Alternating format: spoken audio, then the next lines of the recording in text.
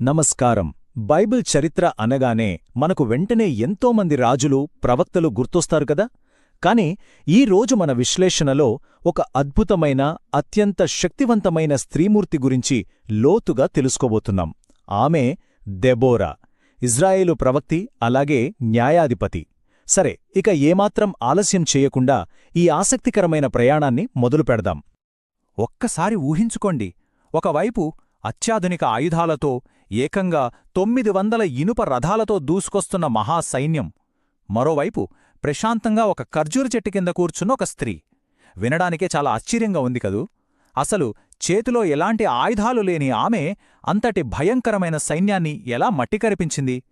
ఆ కాలంలోనే ఆమె ఒక రియల్ లైఫ్ వండర్ ఉమెన్గా ఎలా చరిత్ర సృష్టించిందో ఇప్పుడు మనం వివరంగా చూద్దాం. అయితే ఈ అద్భుతం ఎలా జరిగిందో అర్థం చేసుకోవాలంటే మనం సుమారు 3200 సంవత్సరాల క్రితం నాటి పరిస్థితుల్లోకి వెళ్ళాలి. ఇజ్రాయేలు చరిత్రలో అదొక చీకటి అధ్యాయం.